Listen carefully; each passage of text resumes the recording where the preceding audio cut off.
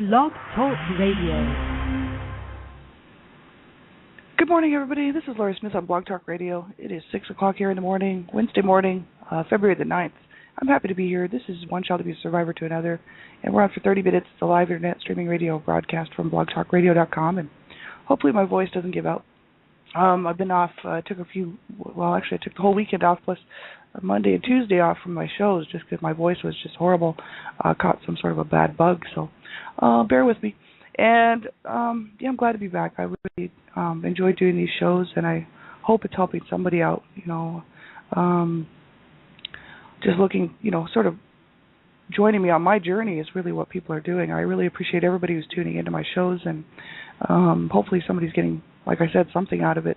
And so I'm not a counselor or a therapist, and you have to listen at your own discretion, right? I mean, I'm just a private citizen paying to do my own blog talk shows, right, just to bring out information regarding child abuse and adult survivor issues and whatnot, and pretty much just talking about my own issues and what I went through and how it affected my life and whatnot. So, you have to listen at your own discretion because I'm talking about abuse, and it's a very sensitive topic, and some people might be bothered by the topic, and I know it's a lot of people in my lifetime. If I told people, that about my childhood, if they hadn't been abused, they'd be rather uncomfortable with the information. So you have to know what's good for you to listen to, and you have to be aware that I am talking about abuse, mainly child abuse, and it is a sensitive subject. So, you have to be safe and know that you're okay to listen to this type of material, right? And if you're a young person under the age of 18, I just ask that you have permission to listen to my shows, because I believe in protecting children at all times. And young people under the age of 18, you really need to know how to keep yourself safe online. It's really important. There's so many child sexual predators and pedophiles out there trying to get a hold of children online. And the government, the FBI, and ICAC, and other, national and international organizations are working to try to shut people down. But, for every pedophile or child sexual predator who's online trying to get a hold of a child, every time they shut one down, there's another however many more, 500-600 that come behind them to take their place. So be very careful what you're doing online and know how to keep yourself safe. Get the information, just type into your browser, internet safety, online safety for children, things like this. The FBI has a great bunch of information on their website on how to keep yourself safe when you're online, right? And parents, if you're listening to this and you haven't really gone through that information with your children, no matter what age they are, and they're online, you want to do that, because it's so important that you know yourself what your children are facing, what your children are up against out there when they're online and when they're in chat rooms and playing those games, that those games are connected to other gamers, and you don't know who those people are. It's very important to get that information, right? It's so important. I'm the Canada Regional Director for Dreamcatchers for Abused Children, and we're working, we're all volunteers, and we work around the clock to try to get the information out to people, just how serious of an issue this is, and that you do want to protect your children. If you have a child, you have a couple of children, you want to protect your children. So get the information on how to do that and keep yourself safe, right? It's very important. So this particular information I want to talk about this week, last week we left off talking about physical abuse, and I really want to bring attention to what it did to me and, to children who are surviving or living with physical abuse. It's so horrific, and no child should ever have to deal with that. Many parents think it's discipline when they're abusing their children, and there's a difference between discipline and abuse, right? There's a big difference, and so I just really wanted to bring attention to physical abuse, and we talked about that last week and the week before. So this week I wanted to look at trauma, basically. I'm going to sort of move into talking about PTSD, post-traumatic stress disorder, and I kind of want to look at some stuff dealing with child trauma. And I found this particular PDF from the Child Trauma Academy, www.childtraumaacademy.org. And this information is a PDF. It's a 10-page PDF. It's called Bonding and Attachment in Maltreated Children, Consequences of Emotional Neglect and in Childhood. So I want to kind of just go through this and take a look at it regarding trauma in childhood, right? Children who are being abused are definitely experiencing trauma. Trauma is anything that affects you because it's either painful or scary or hurtful or something that is so just devastating to a child. So many people experience trauma. Actually, almost everybody on the planet will at some time experience some form of trauma, because trauma can be things like death in the family, things like natural disasters are traumatic, right? So they can cause PTSD. People who are in the military go through traumatic experiences all the time, and so children, going through car wrecks or surviving car wrecks or fire, house fires, things like this can be very traumatic. But abuse is very traumatic, and so I wanted to kind of sort of cover that and take a look at what trauma does to a child and just how serious it is. And if you're a parent out there and your home is violent and there's a lot of abuse and whatnot, you really need to give your children some help, right? If you have children, and you need to get yourself some help, right? It's so important. I grew up like this. I grew up in a home where a crisis was just every day. Every day was a crisis because my parents created that environment for us, right? It actually wasn't a crisis, our lives, you know what I mean? But our parents, because my parents were mentally ill, everything was a crisis to them. Like my dad was schizophrenic, and my mom, well, borderline schizophrenic, but he was a lot more borderline than not, you know what I mean? And he still is today. My mom was manic depressive, so the two of them, they were both abused as children, and they had no coping skills, and they both were very much into hating each other, caused grief for the family, right? So we grew up in this house that really should not have been a house of crisis. It shouldn't have been a house of trauma, but it really was, because our parents created it. So every day was traumatic, and every day was, the possibility that some sort of crisis was going to happen because my parents were paranoid and also very abusive. So it was a horrible environment. There's no way for a child to be growing up in that kind of an environment, right? Horrible. You have to, children need a loving, stable, nurturing environment to grow up in, and stable is good, right? But a lot of people don't create that environment for their children, and so their children grow up with all kinds of issues because of that, right? And so this particular PDF is from www.childtrauma.org, and you can go there and you can look at it. It's called Bonding and Attachment in Maltreated Children, Consequences of Emotional Neglect in Childhood. And this is written by Bruce D. Perry, MD, PhD, and is adapted in part from Maltreated Children, Experience, Brain Development, and the Next Generation. So they just kind of go on to talk about this issue. They said the most important property of humankind is the capacity to form and maintain relationships. And these relationships are absolutely necessary for any of us to survive, learn, work, love, and procreate. Human relationships take many forms, but the most intense, most pleasurable, and most painful are those relationships with family, friends, and loved ones. It says within this inner circle of intimate relationships, we are bonded to each other with emotional glue, bonded with love. Each individual's ability to form and maintain relationships using this emotional glue is different, and some people seem naturally capable of loving. They form numerous intimate and caring relationships, and in doing so get pleasure. Others are not so lucky. They feel no pull to form intimate relationships, find little pleasure in being with or close to others. They have few, if any, friends, and more distant, less emotional glue with family.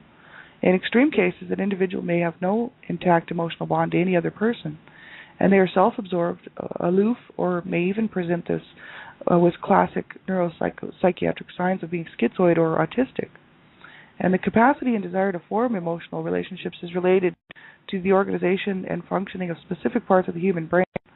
It says, just as the brain allows us to see, smell, taste, think, talk, and move, it is the organ that allows us to love or not. And the systems in the human brain that allow us to form and maintain emotional relationships develop during infancy and the first years of life. So experiences during this very early vulnerable period of life are critical to shaping the capacity to form intimate and emotionally healthy relationships. So I find that very interesting, because this whole idea that what happens to a child in infancy and the very first years of their lives is what's going to dictate really their experiences and their life going forward. And a lot of people think, well, no, children are fine. I hear this all the time, right? Because this is what I do. I'm working to stop child abuse, right? So many articles I read out there. Children are fine as long as they get help, and not necessarily because your mind is forever jaded. Because my mind, I can't possibly, as much as I can allow myself to think positive and to because that's what I do, right? I'm on my healing journey, right? And 4 years ago, I decided to allow myself to heal and learn to love myself and learn to live this life instead of carrying a lot of hatred and a lot of baggage around with me. And so, I can do that. I can change my mind and I can say, yeah, I did not deserve what happened to me as a child, and I did not deserve that abuse, and never should have happened. And I can put the blame where it goes, on my parents and one of my siblings. And I can do all that, but I can't go back and change the way my brain really is, because my brain was, at the time, growing up as an infant and as a young child in that home, my brain was forced to think a certain way. You know what I mean? So I can't really be somebody else. I can't take myself out of my body and pretend I'm somebody else, right? That's my personality, and all that was formed because of the abuse that I suffered, right? And that's the whole issue. A lot of people think, well, look at you, you're fine. And it's like, no, I mean, I would have much rather done without the abuse. Thank you very much.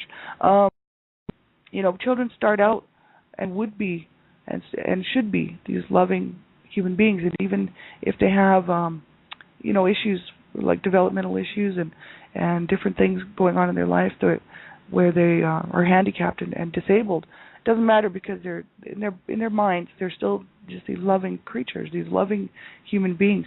And it's like when a child grows up around a lot of violence and around a lot of hatred, a lot of abuse, and a lot of really scary stuff going on, a lot of traumatic events and whatnot, the brain is shaped because of that, right?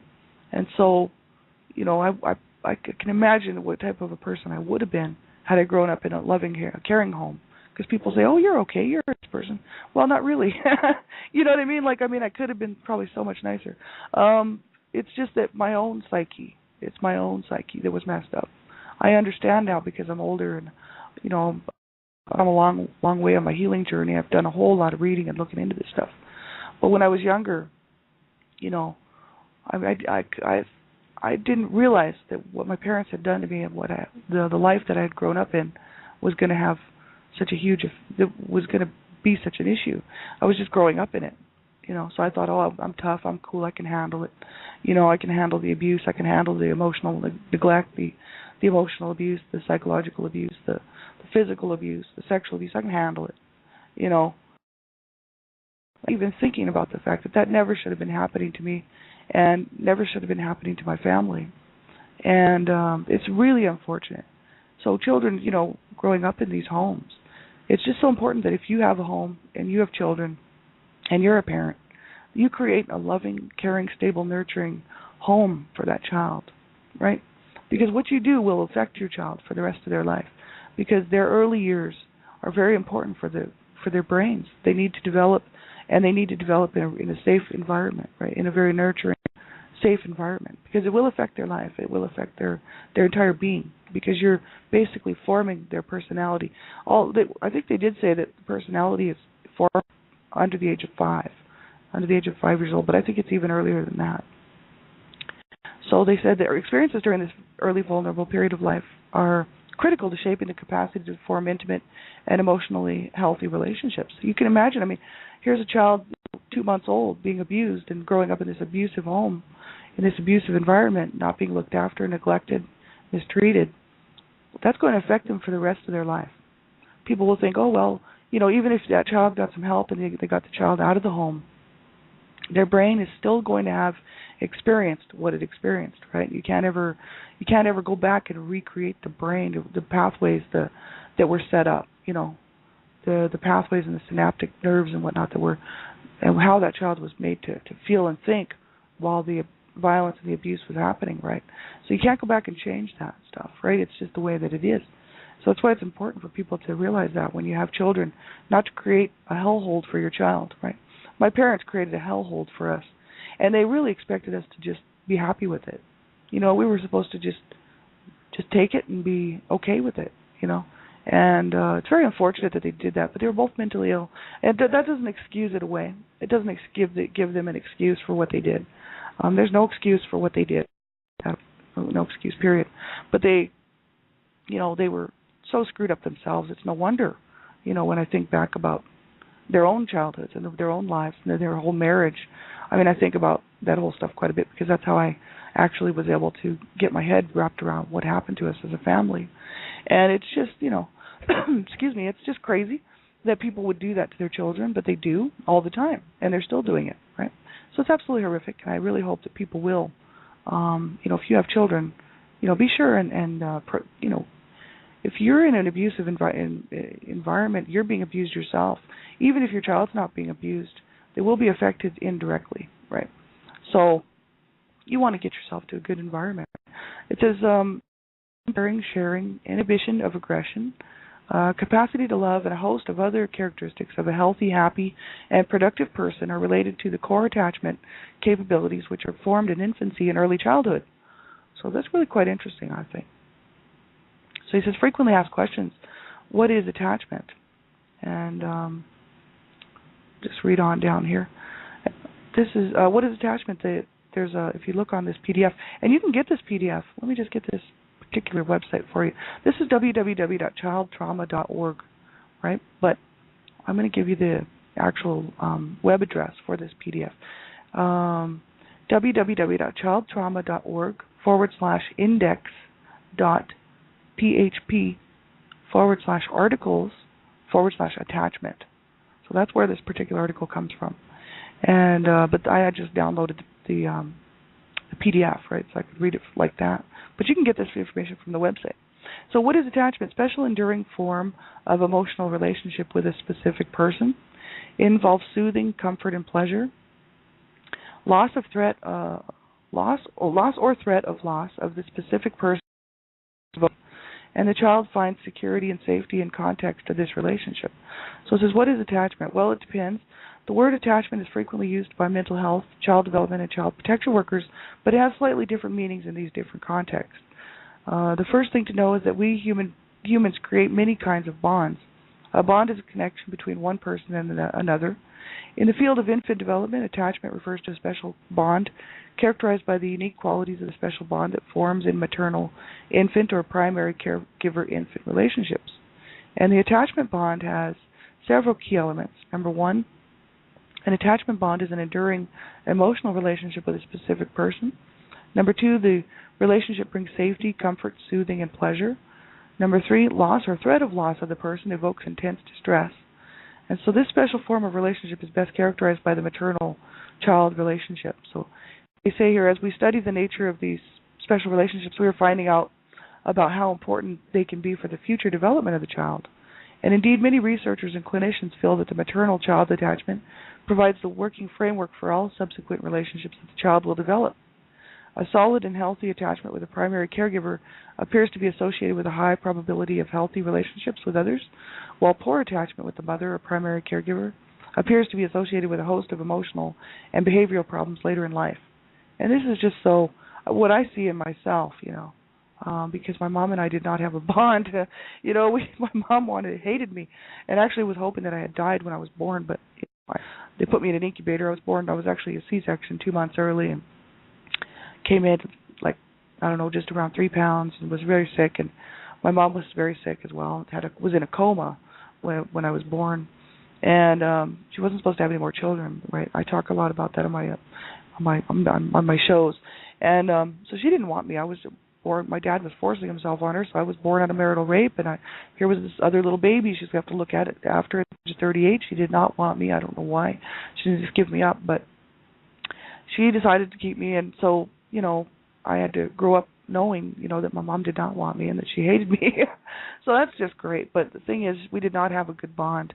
I know when I was a child, she had a hard time because the family, there was so much chaotic garbage because of my parents' dysfunctional behavior, because of their domestic violence, and they had been brought up on child abuse charges, that I wasn't receiving what I needed as a child. And so it's really no wonder that I have these issues in my life now especially with dealing with people. I don't really trust people. And I'm always thinking that, when I think of people hurting me, because when you grow up being abused like that, the people do have the potential to hurt you. They certainly do. And so I'm not really sure about people's motives a lot of times. But then I think, well, I want people to trust me, so I have to try to trust other people, right? So that's kind of what's over that, and you do have to be careful, because if you don't know if you don't have boundaries set, if you're a survivor of abuse, of especially child abuse, but even domestic violence and whatnot, you have to be very careful about not becoming re-victimized, right? Because if we've never been shown properly what a healthy relationship is, and how how to set up boundaries so that we don't allow ourselves to be abused, and that we would know what we want out of a relationship, right? What's important to us, and what we need in a relationship, right? Because so many survivors of abuse really, unless they get help with that, don't know really how to set boundaries and how to not allow people to abuse them. Because if you've been abused as a child, sometimes you don't even recognize behavior as being abusive, right? Sometimes some people don't, and so they end up in these abusive situations later. It's very important for people, if you have been abused, to make sure that you do get some information and get some help with that, because you don't want to be re-victimized, right? It's so important. And just issues where it's not that I think everybody's out to get me or anything like that, but I recognize my own insecurities and my own low self-esteem type things, especially when things aren't going well. If things are going well, no problem. Everything's great. That's fine. But the minute something goes wrong, and whether it's the job, the workplace. For instance, I've been off for 2 days off of work. I'll just use this for an example. This is a really good example, because I've been sick. As you can tell by my voice, it's horrible, and just bad chest cold. I had some bronchial pneumonia when I was younger, and I just really didn't want that again. So I took 2 days off from work just to make sure that I would be, somewhat getting better, on the road to getting better, before I went back to work, right? Well, because I took the 2 days off from work, all of a sudden I feel like they're going to fire me, or I'm a bad person because I took these 2 days off, or the team's not going to want me anymore. The team's going to think that I suck and that I'm horrible because I took time off from work. These are the things that will run through my mind, and it's all stemming back to my childhood, because I was not allowed to be sick when I was a child. Even if my mom beat the shit out of me, which she did quite often, I was not allowed to feel anything. I was not allowed to cry. I was not allowed to show any emotions. Of course I was crying, right? She would beat me and she'd say, "You're going to stop crying right now." So I'd have to pull myself together, while I'm being beaten, so that she doesn't beat me some more just because I'm crying. That's how my mother was, right? And if I was sick, I had to go to school. It didn't matter. I had been being sexually abused by my brother. I had to go to school. It didn't matter. Like, my mom she could not cope, and so we had to go to school. It didn't matter how bruised or beaten up we were. We had to go to school. It didn't matter whether we had clean clothes. I quite often went to school in my pajamas with the same underwear on for like days and days and days, because my mom was mentally ill. And the teachers saw, they knew what was going on. My parents were brought up on charges. We just slipped through the cracks, right? But the whole issue is that you're not allowed to feel anything. You're not allowed to express, you're not allowed to be sick. You're not allowed to be anything, but you're supposed to sit there and take it and be perfect. Right? Just be this, just endure, And when I take a day off from work because I'm sick, right, and I'm really sick, it's not just to take a day off just to goof off. I feel bad, and I feel it takes me back to my childhood, and all of a sudden I feel that how unworthy I am, and how, that team, my workplace isn't going to want me anymore, because that's really stemming back to my mom, that my mom would have done that to me, and that my mom, I was always striving for my mom's love, and always trying to get her to really to love me, you know what I mean? So I was trying to be a good kid all the time, until I got older, a teenager, and then I kind of rebelled a bit. But when I was young, I was always trying to get on my mom's good side, and really trying to gain her love and affection, right? And so this all stems back to that, So even if I take a couple days off from work because I'm sick, all of a sudden it drags me back down into the dumps, because I'm thinking, oh yeah, I'm just worthless. I'm a useless person. I'm sick, and I should be there. I should be at work, and the team's going to hate me. My boss is going to fire me. All these horrible thoughts go through my head. But see, if you grow up abused like that, you grow up in a traumatic where the end of the world's coming every day, right? My parents set it up that we were all going to die, and my parents were going to kill us. My dad was quite often saying that he was going to kill us. He'd be up in the middle of the night saying, "I'm going to kill us all. We're all from the devil." He was very, very sick. And also saying things like the government's going to the government did come and take all of our stuff away, right? My parents went bankrupt, and the government did take our stuff. But the thing is that that I didn't care about my stuff, right? I cared about my family, right? And but my parents were always, threatening that, oh, the government's going to come and do this and that. And they were always talking about the government coming to put them in jail. See, but the thing is that that's because they were busted on child abuse charges. They were brought up on charges, and so I think they were a little bit paranoid all the time that they were going to be thrown in jail, because they almost did get thrown in jail. So there you go. But the thing is that they set up this horrible environment for us that the end of the world was coming at all times, right? It was a crisis, like, all the time. Every day was a horrible crisis. That's how I grew up. Things kind of mellowed out after I got a little bit older. My parents started to sort of mellow out after some of the older children started to tell my parents off and tell them to straighten up, some of my older siblings. But when I was really little, that's when that stuff, your brain forms pathways of thinking. So to me, if I'm sick, it's a crisis. A common cold is an issue for me. It's a crisis. It could mean that I'll be fired. It could mean that, it's not that I'm paranoid that I'll get sick and I'll die, because I'm not a hypochondriac. But it's always in the back of my mind that I'm just this useless person and that I should not be sick. See, that's because my mom made me feel that way. After she'd be beating on me and she'd be like, stop crying or I'll beat you some more. You're a bad kid and you deserve this beating, right? So making me feel like a worthless kid, right? And she would tell me that, stuff like that. You're a worthless piece of shit and horrible things like that. I detailed that in my book, A Life of Death Redemption, if anybody wants to get a hold of that. I really went through and detailed it, and I really told it like it was. It's quite graphic, and, I used all the cuss words that my mom said because I want people to know the truth, right? And that's how we were treated, right? Not just me, but all my siblings. And so, it's no wonder I have issues with attachment, issues and emotional problems. But the whole thing, I've really done quite well for somebody that's grown up in a home like that. Two of my siblings didn't do so well. One of my brothers killed himself at the age of 33 up here in Calgary. And the other, he was a cocaine addict, but he's the one who reported the abuse, and that's why the system got involved, because my brother went to school all beat up one time, and the teacher took him to the nurse. So that's the issue. My two of my siblings didn't make it, and one of my brothers died of a drug overdose in a shelter up here in Calgary at the age of 38. And it's just so sad, right? So they had such huge issues in their lives, emotional problems, all kinds of problems. Like, they couldn't form an attachment to save their lives. Those two, they had people trying to help them. They had all kinds of people trying to help them. There was no help for them. They were so screwed because of the abuse that they went through. So we're going to continue talking about this tomorrow and the rest of this week. So thanks, everybody, for being here. I appreciate you tuning in.